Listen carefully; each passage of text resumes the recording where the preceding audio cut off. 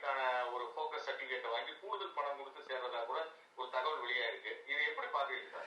ஆமாம், இப்போ பார்த்தீங்கன்னா இப்போ மெடிக்கல் கவுன்சில் என்ன சொல்லியிருக்காங்கன்னா 800 மாணவர்கள் பக்கம் வந்து இந்த நீட் பிஜி ஆஸ்பிரன்ஸ் வந்து என்ஆர்ஐ சர்டிஃபிகேஷன் வாங்கியிருக்காங்க. இது எதனால் அப்படின்னு பார்த்தீங்கன்னா இந்த என்ஆர்ஐ சீட் வந்து அவ்வளோவா ஃபில்லப் ஆகிறது இல்லை. ஏன்னா ரொம்ப கம்மியான பேருக்கு தான் என்ஆர்ஐ வந்து பிஜி சீட்டுக்கு போட்டிடுறாங்க.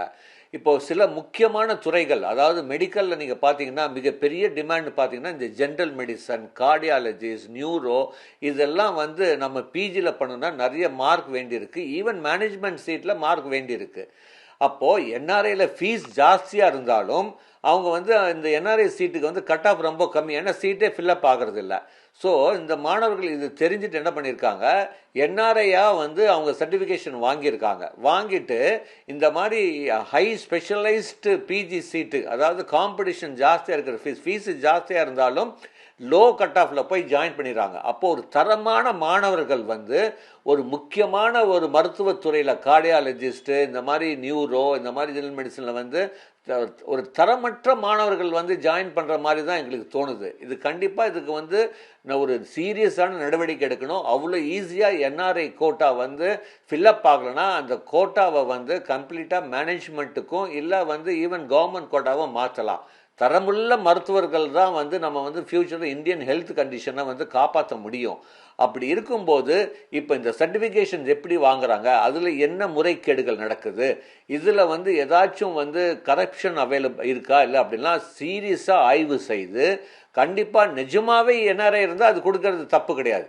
என்ஆர்ஐ சீட்டுக்குன்னு ஒரு ஒதுக்கீடு இருக்குது. பட் என்ஆர்ஐ இல்லாமல் ஒரு வந்து என்ஆர்ஐயாக கன்வெர்ட் ஆகுனா அப்படின்னா ஏதாச்சும் ஒரு முறைகேடுகள் இல்லை வந்து சிஸ்டத்தில் குறைபாடுகள் இருக்குன்னு தான் நம்மளுக்கு தெரியுது. ஸோ இது வந்து கண்டிப்பாக சீர்திருத்தம் செய்யணும். கண்டிப்பாக வந்து இந்த மாதிரி இம்பார்ட்டண்ட் காஸ்ட்லியான கோர்சஸ்க்கு இந்த மாதிரி வந்து பேக்வேர்ட், அதாவது பேக்டோர் என்ட்ரியாக இருக்கக்கூடாது என்ஆர்ஐ அப்படிங்கிறது தான் ஒரு எங்கள் கல்வியாளராக எங்களுடைய கருத்து.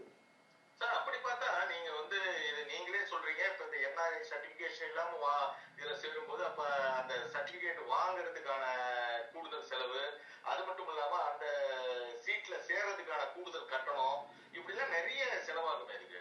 ஆமாம், கண்டிப்பாக அந்த செலவானாலும் பிகாஸ் அதில் ஒரு மிகப்பெரிய வாய்ப்பு இருக்குது. அதாவது நீங்கள் வந்து ஒரு நியூரோ, கார்டியாலஜிஸ்ட் இதெல்லாம் பார்க்கும்போது ஒரு பிஜி பண்ணும்போது அவங்களுக்கு வந்து ஒரு நல்ல விதத்தில் வந்து அவங்களுக்கு ஒரு செட்டில் ஆகுறது. அப்போ வந்து அவங்க ரெடி டு ஸ்பெண்ட். ஏன்னா நாளைக்கு வந்து அவங்களுக்கு தெரியும் நம்ம இன்வெஸ்ட் பண்ணாலும் அதுக்கான ரிட்டர்ன் நம்மளுக்கு கிடைக்கிறதுக்கு வாய்ப்பு இருக்குன்னு நினைக்கிறாங்க. அப்படி அதனால தான் வந்து இந்த மாதிரி இம்பார்ட்டன்ட் இந்த மாதிரி வெரி நிஷ் கோர்ஸ் அப்படின்னு சொல்கிறதுக்கு வந்து கண்டிப்பாக ஒரு போட்டி ஜாஸ்தியாக இருக்கும். இப்போ நீங்கள் அதே வந்து நீங்கள் ஒரு கவர்மெண்ட் சைடில் கவர்மெண்ட் மெடிக்கல் காலேஜில் இந்த மாதிரி கோர்ஸ் பண்ணணும்னா அப்படின்னா மிக very high level mark NEET பிஜியில் வாங்கணும். மேனேஜ்மெண்ட் கூட கொஞ்சம் கம்மி, என்ஆர்ஐக்கு ரொம்ப கம்மி. ஈவன் 10% மார்க் வாங்கியிருந்தா கூட அவனுக்கு வந்து என்ஆர்ஐ கோட்டாலாம் கிடைக்கிறதுக்கு வாய்ப்பு இருக்குது. பட் அதனால் இப்போ என்ன பண்ணுறாங்க, இப்போ நான் ஒரு 10% வாங்கியிருக்கேன், எனக்கு வந்து நான் வந்து கார்டியாலஜிஸ்ட் படிக்கணும் அப்படின்னா எனக்கு நார்மல் மேனேஜ்மெண்ட் சீட்டில் கிடைக்கிறதுக்கும் வாய்ப்பு இல்லை,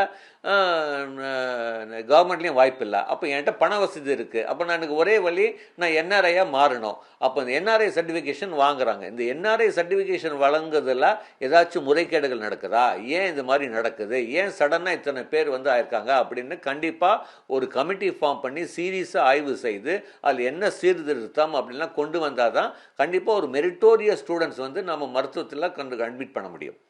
உடனுக்குடன் செய்திகளை தெரிந்து கொள்ள சன் நியூஸ் பெல் ஐகானை கிளிக் பண்ணுங்க.